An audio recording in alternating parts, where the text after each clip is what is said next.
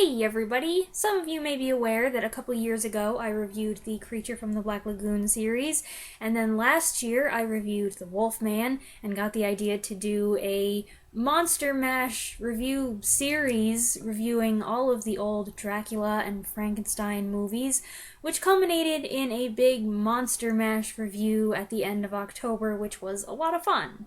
But there's one big, classic Universal monster who I don't believe I've mentioned once on this channel, and that is the Mummy.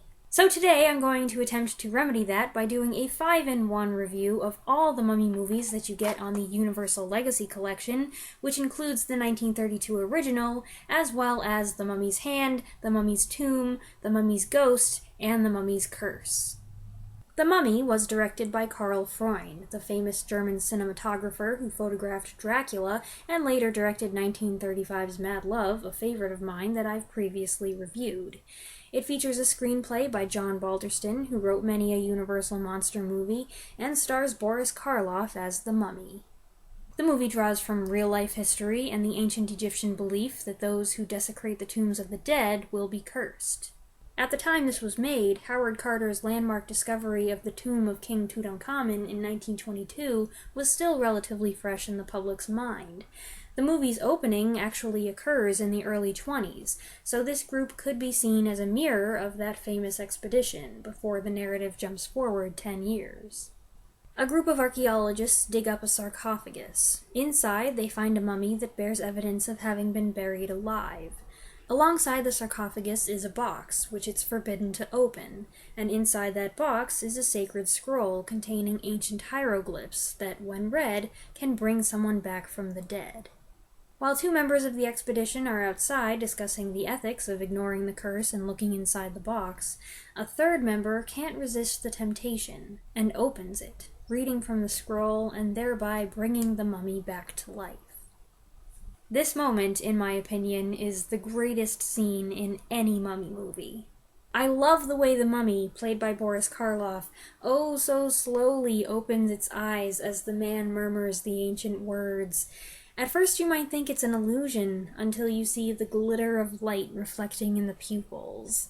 The marvelous makeup here is the handiwork of Jack Pierce, who also did the Frankenstein monster. There are actually two different elaborate makeup designs featured here, the first being this classic mummy look, with Boris Karloff barely recognizable under the old linen wrappings. This does call to my mind a favorite scene from another great horror movie, the silent German expressionist classic The Cabinet of Dr. Caligari. Caesar the Somnambulist, played by Conrad Veidt, wakes with much the same powerful effect, the close camera work capturing the incredibly subtle movements of the actor's face. Ugh, such a good scene. Anyway, I love the way this whole opening sequence is shot, with all the different camera angles helping build up the tension and tease us a little as the temptation to open the box gets stronger. Also noteworthy is the breathless silence of the scene. Like its fellows Dracula and Frankenstein, the movie doesn't have much of a score. There's something very tense about the lack of noise here, and then it's broken by the man's hysterical laughter as the terrifying sight of the mummy standing before him makes him lose his mind. Now for me, there's nothing in the rest of the movie that quite measures up to the cinemagic of this scene. But that doesn't mean that this is a case of, it's all downhill from here.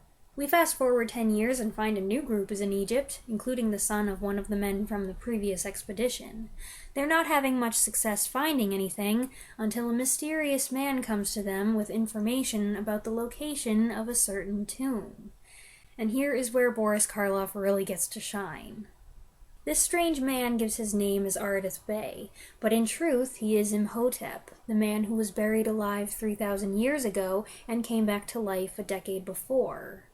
This is Jack Pierce's other makeup job for this movie, and it's astounding how he achieved the look of a living mummy. And notice the way his eyes glow, similar to the way Browning emphasized Lugosi's eyes in Dracula. Undoubtedly, Karloff did a phenomenal job in the Frankenstein movies, but this role at least has the advantage of giving him a little more to do. I don't hear this talked about so much, but I always find Karloff's soft, menacing voice with its slight lisp fascinating to listen to, and it's a large part of his performance here. His intonation is pretty low, as if he's barely putting any effort into speaking, and yet his words have a hypnotic power. Couple this with the amazing makeup and his simple costume, which emphasizes his tall, spare frame, and you get a striking character you just can't tear your eyes away from. But it's okay, Professor Van Helsing is here to save us. The rest of the cast, like the crew, includes some alumni from the Dracula set, Edward Van Sloan playing the wise Van Helsing type again, and David Manners as the young, attractive hero. So, basically the same characters. But the female lead goes to Zita Johann, a striking actress quite unlike any other I've ever seen, and a perfect fit for this role. There's something otherworldly and unusual about her character, a young Egyptian woman who feels at odds with the modernization of Cairo. Her character, and her link to Imhotep, introduces the theme of reincarnation, which is fairly simple here. Imhotep believes that she's the reincarnation of Ankh-Sunamun, the priestess who he was buried alive for trying to bring back from the dead. This theme does recur in the later movies, but like several other things, it's never quite as clear as it is in this one. For all that I'm reviewing it as part of a series, The Mummy is actually a standalone feature. The next 4 movies have little to do with the events of this film, and on the contrary, the sequel, The Mummy's Hand, introduces a whole new set of characters and new rules, which the following films will harken back to. So, in a sense, The Mummy's Hand is the first movie of the Mummy series. Released in 1940, 8 years after the original, The Mummy's Hand has a similar backstory, but now the mummy in question is Caris, who was buried alive for trying to bring his love, Princess Ananka, back from the dead. This movie introduces a whole bunch of new lore about a secret order of priests, Tana leaves, Tana fluid, the mummy needing so much fluid to come back to life, and if he gets 9 leaves worth, he'll become unstoppable, and so on. So many new rules makes things a bit confusing, and it doesn't help that the rules aren't exactly consistent through all 4 movies. Plus, then you throw in mentions of the full moon and wolves howling and children of the night, and I start to feel like, hold on, which movie am I watching again? The rest of the movie focuses on 2 luckless American guys in Cairo, played by Dick Foran and Wallace Ford, who take up with a merry magician, played by Cecil Kellaway, and his pretty daughter, played by Peggy Moran. We get a lot of comic relief from Ford and Kellaway, maybe a little bit too much comic relief at times. The mummy in this film is played by Tom Tyler, who we see out of makeup only in one brief flashback sequence. The mummy makeup, again credited to Jack Pierce, is fairly good, although every time I look at him I can't help being distracted by his slicked back hair. This is the only one of these movies to use a special blacking out effect on the eyes and mouth in close-ups of the mummy's face. This effect, which reminds me of the technique used in The Invisible Man, is a little shaky, but I like how it gives the mummy a frantic appearance, and the blackness sort of implies that he's hollowed out under his wrappings, and that's creepy. Because he hasn't yet been given sufficient Tana fluid, Caris's body is only partially restored to working condition. One arm and one leg do not work properly, causing him to walk with a slow, shuffling gait. It's nice that they gave this monster his own distinctive spooky walk, everybody else has one, but it does cause some problems. Especially in later films, it's easy to hear him coming, and if you're sensible, you can run away from him. Not that people are usually very sensible in these movies. And that immovable arm becomes an issue when he has to pick up and carry a young lady, which he inevitably has to do because that's what all monsters do, whether they want to or not. If it's a classic Universal monster movie, then it's a safe bet that at some point, an unconscious girl will be carried by the monster to some secluded lair, and most likely in these movies, she'll be wearing a flowing white nightgown designed by Vera West, chief costumer of ladies plagued by Universal monsters in the 30s and 40s. Surprisingly, the real bad guy here is the Egyptian priest played by George Zuko, who is so enamored with the movie's heroine that he goes back on his promise to Caris and tries to keep the girl for himself and make the 2 of them immortal. Get used to this storyline because it's going to show up again. I've seen The Mummy's Hand twice now, and I do enjoy it. It's a little corny and a little heavy-handed with the comedy, but it's fun, with some good spooky imagery. 2 years later, The Mummy's Tomb was released, with Lon Chaney Jr. making his first of 3 appearances as Karis the Mummy, squeezing this in between his appearances as the Wolfman and Frankenstein's monster and the son of Dracula. Honestly, if the opening credits hadn't told me it was Chaney under all that makeup, I never would have guessed. This movie features reappearances from Dick Foran, Wallace Ford, and George Zucco. Unlike the previous movie, this one is a legitimate sequel following up on previous events, which they make sure to remind the audience of with an 11-minute recap. This might be convenient if you haven't seen the previous movie in a long time, but I had just seen it the day before, so I could have done without the highlight reel. As it is, it eats up over 19% of the already short runtime. The main plot here is very similar to the last movie, with the High Priest passing the baton to his successor, now played by Turhan Bey. The rules are all the same, including the one about the priest remaining celibate, but once again he gets the hots for the main girl and sends Karis to do his bidding. The Mummy's name has undergone a pronunciation change, by the way. In the previous movie, most of the time, the emphasis was on the second syllable, but now, most of the time, the emphasis is on the first syllable. You can just put this minor inconsistency down as another staple of the series, along with the Mummy's shuffle step, the nightgowns, and the politically incorrect racial stereotypes. I did detect signs of the influence of other Universal monster movies in this one. The manipulative master-servant relationship that develops between the priest and the mummy is similar to the one that we see occasionally between the doctor and the monster in the Frankenstein sequels.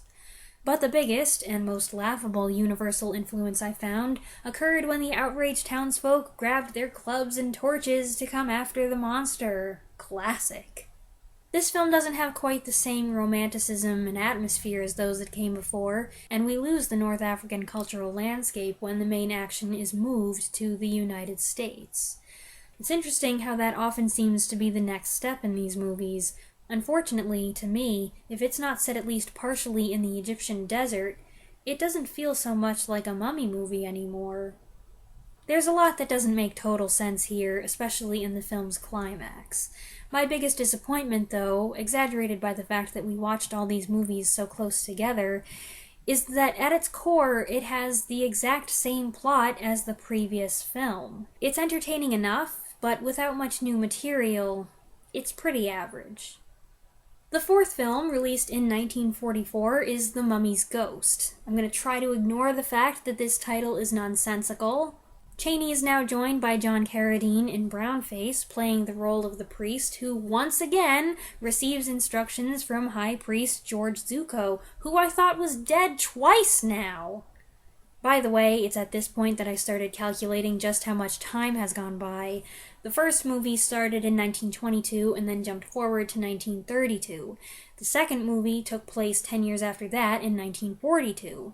And then Tomb is set approximately 30 years later, so that's 1972, and now The Mummy's Ghost is set about 30 years after that. So it's 2002? Carradine's presence here is a nice addition. He makes a good creepy high priest, and I mean that in the most complimentary way, but that doesn't stop things from getting kind of ridiculous. A lot of the movie focuses on an Egyptian woman named Amina, played by Ramsey Ames, who seems to have some sort of telepathic connection to the mummy. When Karis starts heading her way, she gets up and goes outside in a trance, and every time she has a brush with him, she gets a shock of white through her hair, like the Bride of Frankenstein. I'm not sure if this is due to fear or due to something else. I think it might be due to the something else, though, based on what happens at the end of the movie, which I'm going to have to talk about. So if you don't want to know, skip ahead to whatever time I have put down here. Yeah. So the priest captures a now completely white-haired Amina, believing her to be the reincarnated Princess Ananka. His aim is to bring Ananka and Karis back to Egypt, but of course, once he has the girl at his mercy, he's so enamored with her that he just wants her for himself. Poor Karis, betrayed once again. Anyway, that's not the crazy part, we've seen that before. No, I'm talking about the final sequence in which Karis carries Amina away into the swamp, and she gradually turns into a mummy herself. What? I don't know. I don't know how to explain it. I don't think that they explained it. It just happens, and I feel like I missed something. But at least it's something different. None of the other movies did that. The last film, released later in 1944, is The Mummy's Curse. I can't really say that the series ends on a high note, but I did find this one more memorable than the last two, for better or for worse. And this movie takes place about 25 years after the events of the last movie, making this year 2027. The locals are full of legends about the mummy and his princess being seen walking through the swamp on nights with a full moon. Again with a full moon! An irrigation project causes Karis to surface, and some Egyptologists come to town to investigate the situation, not knowing that two bad guys have brought Karis back to life again. Meanwhile, Princess Ananka, now played by Virginia Christine, also comes back to life, but without the assistance of any leaves or fluid, and for some reason she's more of a person than Karis. So Ananka's alive again, and she doesn't remember anything from her past life aside from vague flashbacks and a feeling that she doesn't fit in. Her amnesia makes it so that she doesn't know Karis, and is afraid when he comes after her. Well, that's not that surprising. He's a mummy, and not exactly an attractive one, but since they were lovers 3,000 years ago, I would have thought that maybe she'd recognize him or have some mysterious connection to him. Karis certainly seems wounded by her rejection. Poor Karis, he's gotten sadder and more lonely with each installment.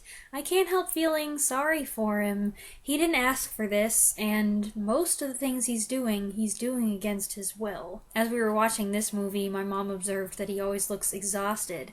Like, ugh, why do I have to keep doing this? This film continues with the same confusing lore as the previous movies, and everybody wears safari hats even though it's the Louisiana Bayou, and that's silly, but it's a mummy movie, so safari hats are obligatory.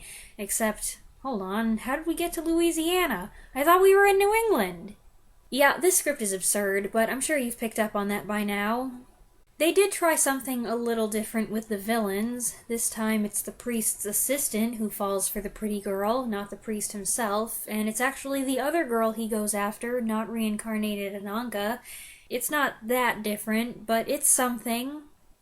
I'm making fun of this one quite a bit, but I have to say, I do think it boasts two of the most entertaining scenes in the Karis series. One is the resurrection of Princess Ananka, which was totally unexpected and weird, but creative. I love her disjointed movements and the crusty, dried mud look. I have no idea how it works that she goes in the water as a mummy and comes out clean and human, and logic would have dictated that the same actress from the previous movie should return in this role, but logic's clearly not a priority here, and besides, I like this actress's performance. She's got a haunted, vulnerable expression that works really well. The other scene is this moment, in which we witness the miracle of Karis's right arm suddenly working!